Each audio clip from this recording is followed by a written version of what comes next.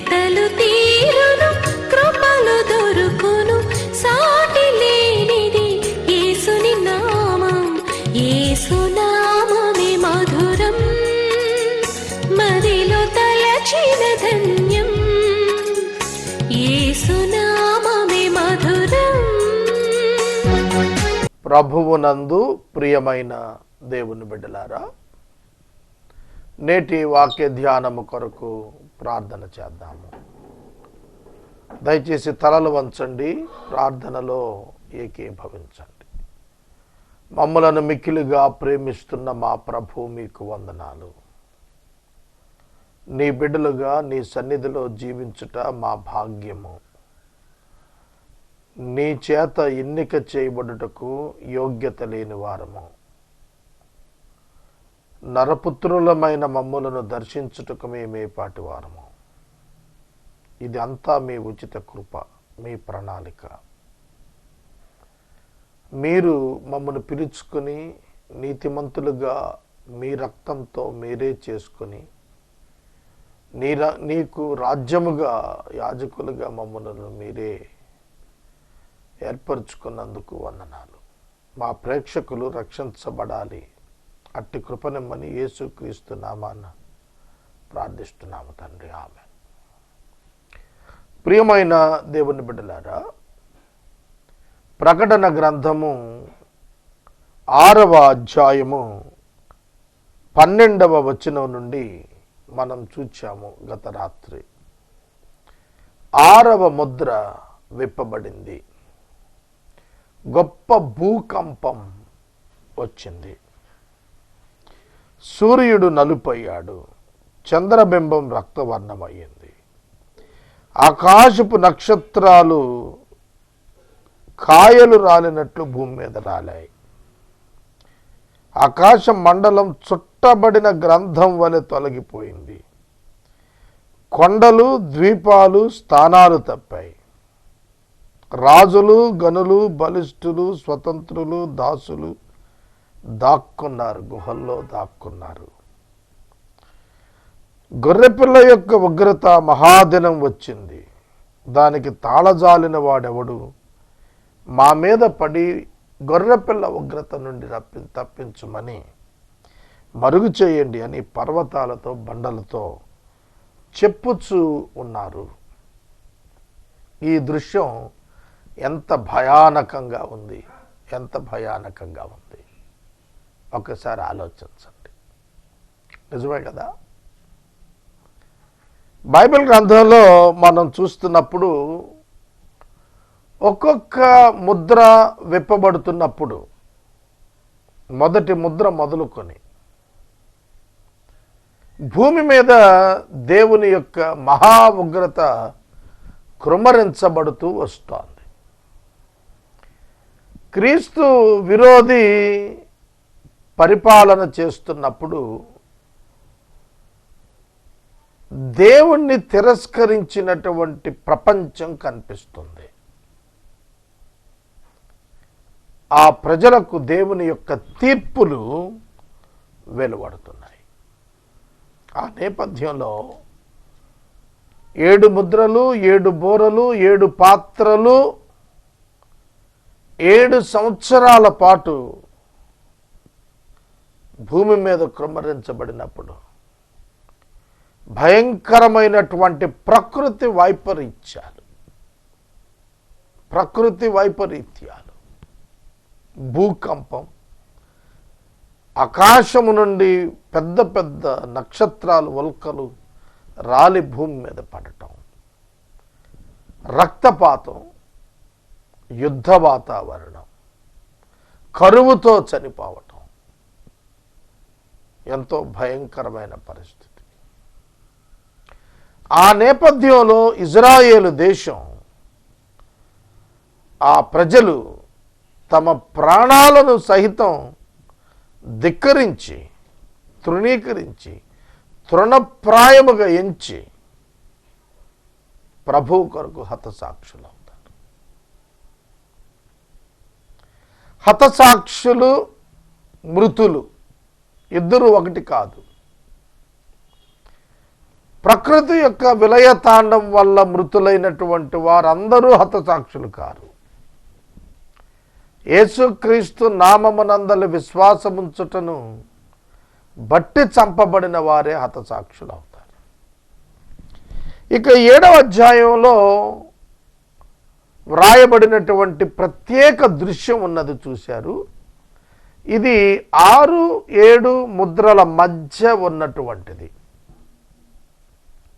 కనుక ఇది ఒక ప్రత్యేక అధ్యాయముగా మనం చెప్పుకోవాలి. ఇందులో 1,44,000 మంది యూదులు హతసాక్షులుగా మారి దేవుని కొరకు ప్రత్యేక పరిశుద్ధ గుంపుగా ముద్రించబడతారు.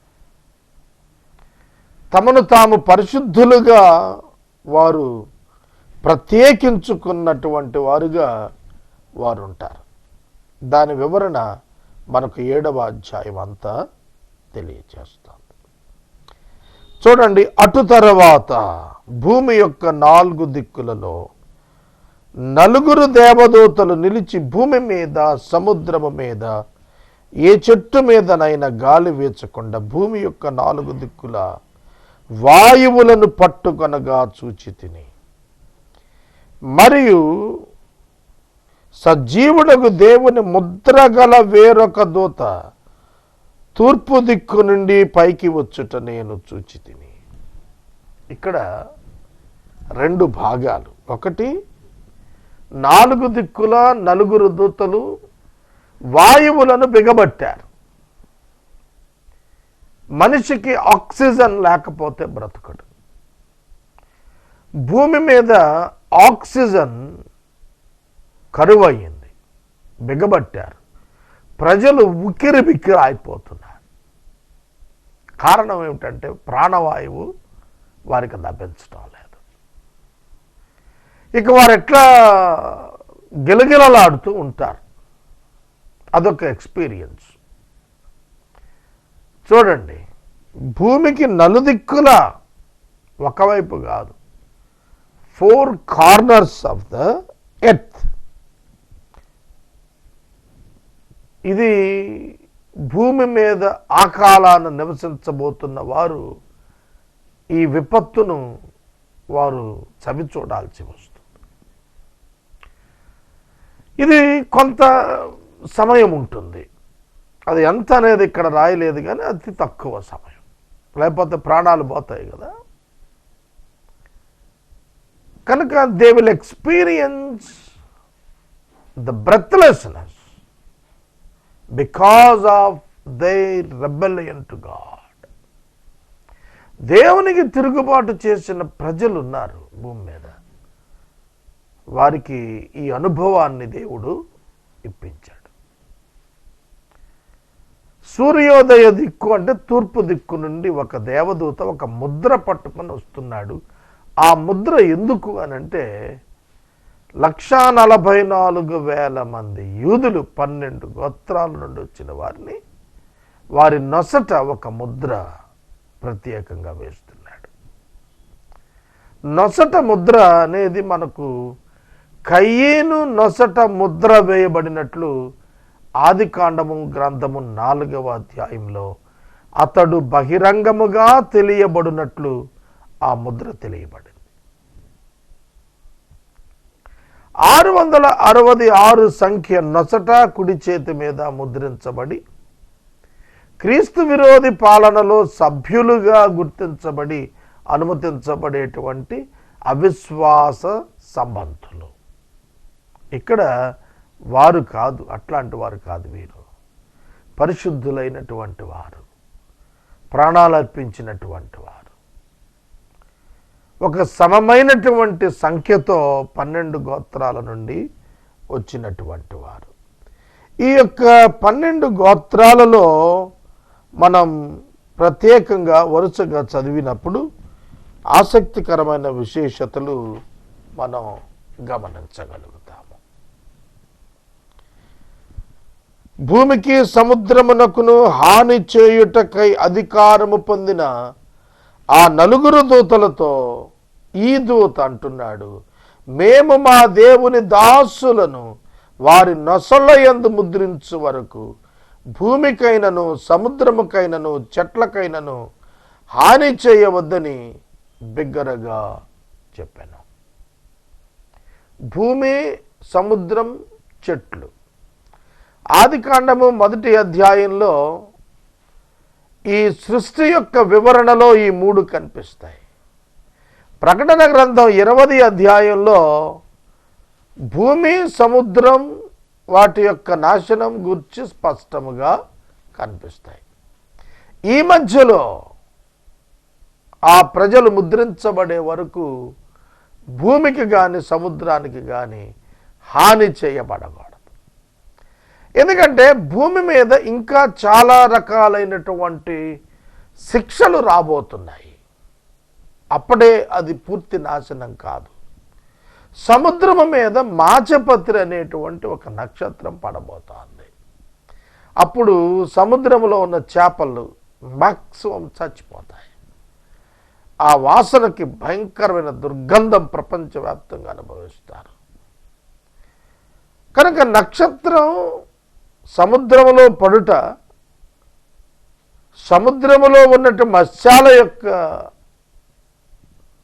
మృతికి కారణం అవుతే ఈ ఇన్సిడెంట్స్ ఇంకా జరగాల్సింది ఉంది కనుక భూమిని వెంటనే నాశనం చేయొద్దు అనేది ఒక బిగ్గర స్వరం. వారి యొక్క ఉగ్రత చూస్తుంటే, ఆ దూతల యొక్క పెర్ఫార్మెన్స్లో వారి రియాక్షన్ చూస్తుంటే వెంటనే ఒక స్వరం వినబడుతుంది, ఇట్లా ఏం చేయొద్దు మీరు అని. మరియు ముద్రించబడిన వారి సంఖ్య లెక్క చెప్పగా విన్నాడు, యోహాను విన్నాడు. ఇజ్రాయేలీయుల గోత్రాల్లో 1,44,000 మంది ముద్రించబడ్డారు. యూదా గోత్రము నుండి 12,000, రుబేను గోత్రము నుండి 12,000, గాదు గోత్రము నుండి 12,000, ఆషేరు గోత్రము నుండి 12,000, నఫ్తాలి గోత్రము నుండి 12,000, మనషే గోత్రము నుండి 12,000, షిమియోను గోత్రము నుండి 12,000, లేవి గోత్రము నుండి 12,000, ఇషాకారు గోత్రము నుండి 12,000, జబూలూను గోత్రము నుండి 12,000, యోసేపు గోత్రములలో 12,000 మంది, బెన్యామీను గోత్రములో 12,000 మంది ముద్రించబడ్డారు. ఈ 12 గోత్రాలలోనూ 12,000 మంది చొప్పున 1,44,000 మంది ముద్రించబడిన వారుగా మనకు కనపడుతున్నారు. సహోదరుడా, సహోదరి, దేవుని యొక్క వాక్యము ప్రత్యేకంగా ఈ జనసంఖ్య యేసుక్రీస్తు ప్రభువు వారి యొక్క సంఘం ఎత్తబడిన తరువాత వారు భౌతిక మరణము పొంది వెంటనే ఆధ్యాత్మిక పునరుద్ధానం మరలా పొంది వారు పరలోకానికి చేరినట్లుగా ఇక్కడ వ్రాస్తుండటాన్ని బట్టి ఇది సంఘము అనంతరం ప్రపంచ ప్రజల పునరుద్ధానానికి ముందు సంఘ పునరుద్ధానం లేదా సంఘం ప్రభువును చేరటం అనంతరం ఇదొక పునరుత్థానంగా మనం గుర్తించవచ్చు. అటు తర్వాత నేను చూడగా ఇది మరొక దర్శనం. ప్రతి జనములో నుండి, ప్రతి వంశములో నుండి, ప్రతి ప్రజలో నుండి, ప్రతి భాషలు మాట్లాడే వారిలో నుండి ఎవడూ లెక్కించలేని ఒక జనసమూహం కనబడింది.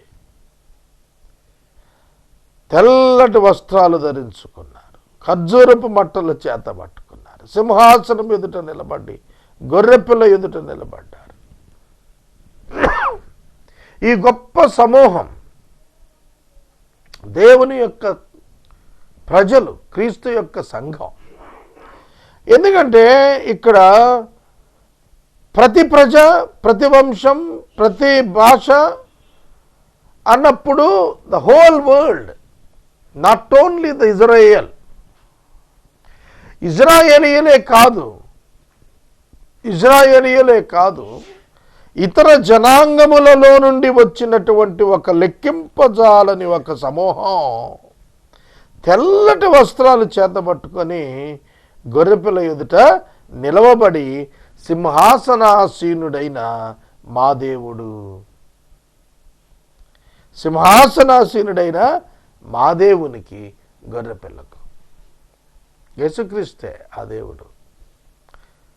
తండ్రి కుడిపార్శ్వాన్ని ఆసీనుడై ఉన్నటువంటి వాడు ప్రభువైన అయిన యేసుక్రీస్తు. ఆయన దేవునిగా లెక్కించబడ్డాడు.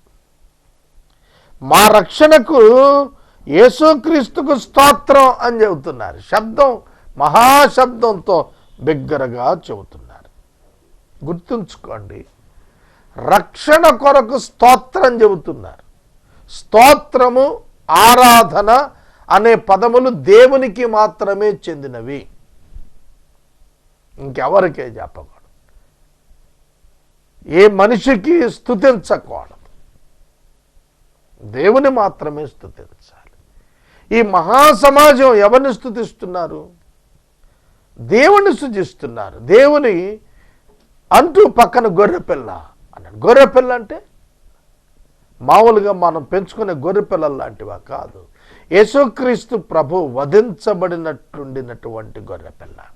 అది దేవుని గొర్రెపిల్లగా, అంటే రక్షణార్థం రక్తం చిందించినటువంటి వ్యక్తిగా ఆయన సింహాసనం మీద ఉన్నాడు. అందుకని గొర్రెపిల్ల అన్నాడు. కనుక శిలువపై ప్రాణం పెట్టినటువంటి, రక్తం చిందించినటువంటి యేసుక్రీస్తు సింహాసనం మీద ఉండగా ఆయనకు రక్షణ ఇచ్చినందుకై స్తుతులు స్తోత్రాలు చెల్లిస్తున్నారు ఈ మహాసమాజం. ఆ దేవదూతలు అందరూ సింహాసనం చుట్టూను, పెద్దల చుట్టూను, నలుగురు జీవుల చుట్టూ నిలబడి ఉన్నారు. సింహాసనం ఎదుట సాష్టాంగపడి ఆమేన్, యుగ యుగముల వరకు మా దేవునికి స్తోత్రము, మహిమ, జ్ఞానము, కృతజ్ఞత, స్తుతి, శక్తి, ఘనత, బలము కలుగునుగాకని చెప్పి దేవునికి నమస్కారము చేయించు ఉండిరి. ఆమెన్. ఇక్కడ వ్రాసిన మాట చాలా బరువైనటువంటి పదం, చాలా బలమైనటువంటి ఉద్దేశం, అర్థం కలిగి ఉన్నాయి.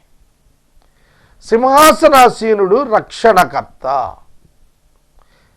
రక్షణ ఇచ్చాడు, వారిని త్రోసివేయలేదు. The faithfulness of God and Christ. యేసుక్రీస్తు ప్రభువు యొక్క నమ్మకత్వము, ఆయన పేరిట హతసాక్షులైన వారిని ఆయన తన యొద్దకు ఒక గొప్ప సమూహాన్ని చేర్చుకుంటూ వారికి ఇచ్చినటువంటి రక్షణ భాగ్యం బట్టి వారు స్తుతిస్తున్నారు. ఈ 4 జీవులు, 24 పెద్దలు సింహాసనం ఎదురు సాగిలపడినప్పుడు దేవునికి కలిగేది మహిమ కలగాలి, స్తోత్రం కలగాలి, జ్ఞానం కలగాలి అంటూ కృతజ్ఞతాస్తుతి అంటాడు. స్తుతి వేరు, కృతజ్ఞతాస్తుతి వేరు. కృతజ్ఞతాస్తుతి మనిషి మాత్రమే చేయగలడు. ఎందుకంటే దేవుడు తనకు చేసినటువంటి గొప్ప రక్షణ మేలు కొరకు కృతజ్ఞతాస్తుతి చెల్లిస్తున్నాడు. మనం ప్రతి ఆదివారం మందిరంలో దేవునికి కృతజ్ఞతాస్తుతి చెల్లిస్తాం. మన నోటితో జిహ్వా ఫలాన్ని అర్పిస్తూ ఉంటాము. పరలోకంలో ప్రభువు యొక్క రక్షణను పొందినటువంటి ఈ గొప్ప జన సమూహం వారు తమ రక్షణ కొరకు ప్రభువు ఎదుట స్తుతులు అర్పిస్తున్నప్పుడు ఖర్జూరపు మట్టలు చేతబట్టుకుని ఉన్నారు అని అంటాడు. యేసుక్రీస్తు ప్రభువు వారు యెరూషలేము ప్రవేశం చేసినప్పుడు మనం దానిని మట్టల ఆదివారంగా కొలుస్తాం. ఆ మట్టల ఆదివారం సందర్భం యెరూషలేములో యేసుక్రీస్తు ప్రవేశించి దేవాలయమును గురించి దుఃఖించినటువంటి దినం అది. ఆ దినం బాలుర నోట స్తోత్ర సిద్ధింపజేశాడనే కీర్తనా గ్రంథం యొక్క 2వ అధ్యాయపు ప్రవచనం నెరవేరింది. యేసు శిష్యులు బాలురు యేసుక్రీస్తు ప్రభువును హోసన్నా హోసన్నా అని జయధ్వని గీతాలు పాడారు. ఆనాడు పట్టణమంతా కూడా కలవరం వచ్చింది. కనుక ఖర్జూరపు మట్టలు ధరించే పరలోక రాజ్యంలో ఖర్జూరపు మట్టలు ఎక్కడివి అంటే, ఇక్కడ ఈ దృశ్యంలో ఒక ఇమేజ్ ద్వారా అక్కడున్న వ్యక్తి ఎవరో చెబుతున్నాడు. ప్రభు అయిన యేసుక్రీస్తు ప్రభువును యెరూషలేము ప్రవేశాన ఏ విధంగా అయితే విశ్వసించినటువంటి వారు జయధ్వానాలతో వెంబడించి వెళ్ళారో ఆ విధంగా కనిపిస్తోంది ఇక్కడ దృశ్యం. ఆ విధంగా కనిపిస్తోంది ఇక్కడ దృశ్యం. ఆయనను గొర్రెపిల్లగా ఆరాధిస్తున్నారు. ఆనాడు యేసుక్రీస్తు ప్రభువు మహిమ ప్రవేశం యెరూషలేము ప్రవేశం చేసినప్పుడు ఆయనను రాజుగా గుర్తించారు వాళ్ళు. జకరియా గ్రంథంలో వ్రాయబడినటువంటి ప్రవచనం 9వ అధ్యాయంలో రాస్తున్న ప్రవచనం మనందరికీ తెలుసు. గుమ్మములారా మీ తలలపైకి ఎత్తుకున్న మహిమగల మీ రాజు ప్రవేశించేటట్లు అని కీర్తనలలో చెప్పినటువంటి లేఖనం మనకు తెలుసు. మహిమగల నీ రాజు ప్రవేశించేటట్లు గుమ్మాలు తల పైకెత్తుకోవాలని మందిరానికి యెరూషలేముకి చెబితే,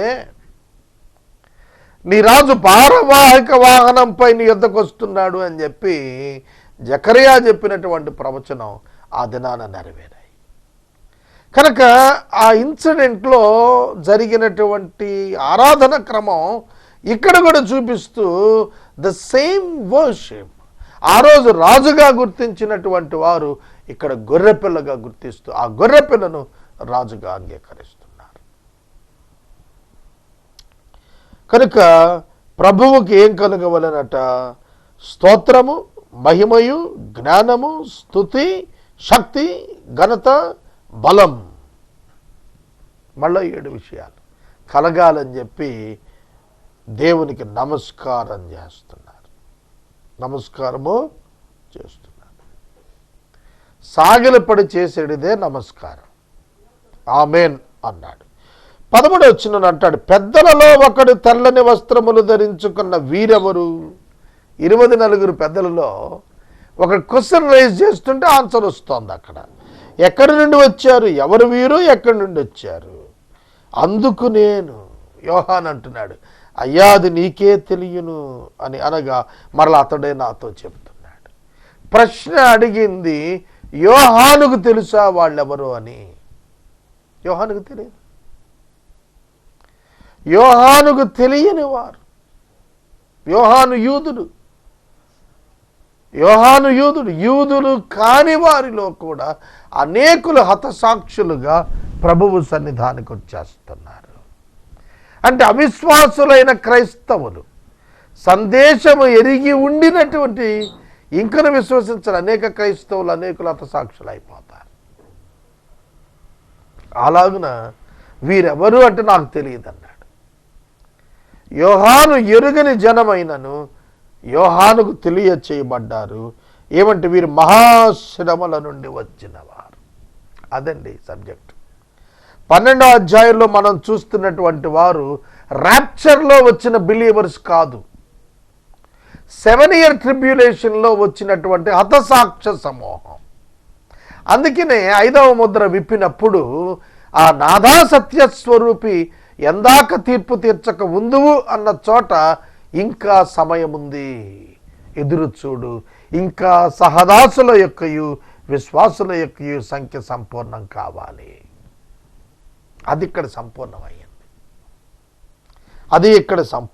అందుకే అన్నాడు, వీరు మహాశ్రమల నుండి వచ్చారు, గొర్రెపిల్ల రక్తములు తమ వస్త్రములు ఉదుగుకొని వాటిని తెలుపు చేసుకున్నారు.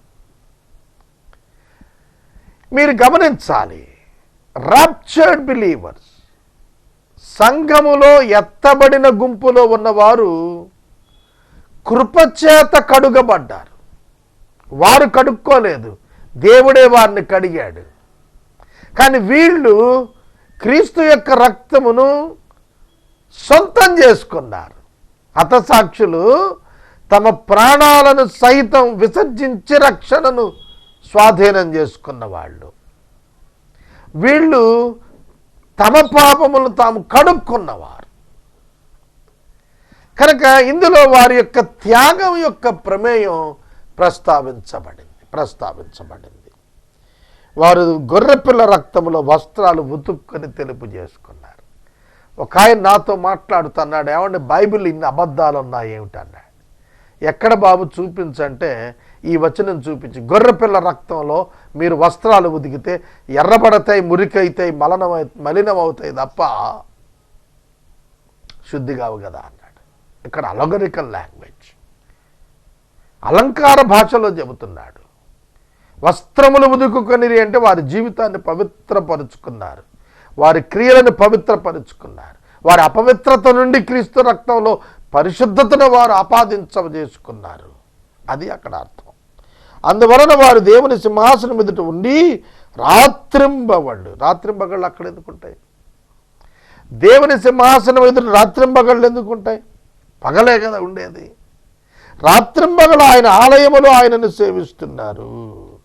సింహాసనాసీనుడైనటువంటి వాడు తానే తన గుడారం వారి మీద కప్పుతాడు.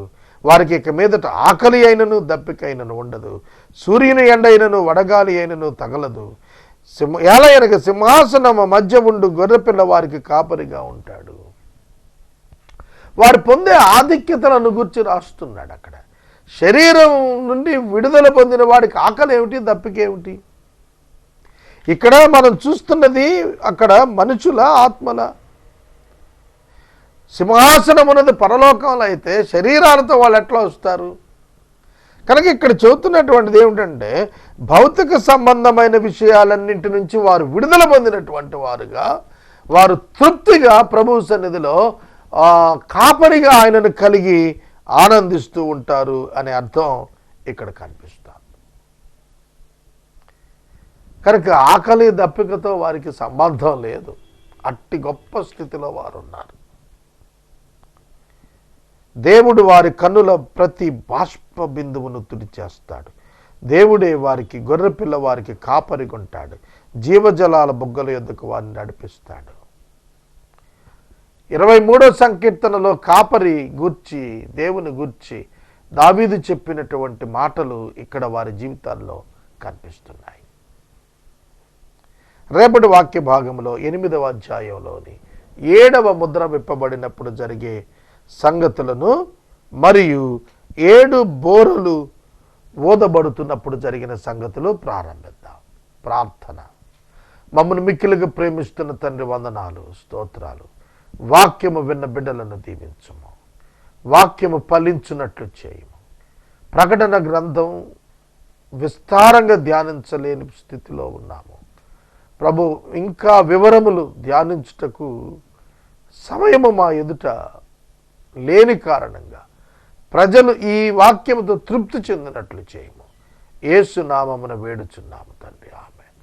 తండ్రి అయిన దేవుని ప్రేమ, కుమారుడైన యేసయ్య కృప, పరిశుద్ధాత్మ దేవుని యొక్క అన్యోన్య సహవాసం సదాకాలం మనందరికీ తోడై ఉండును గాక. ఆమేన్.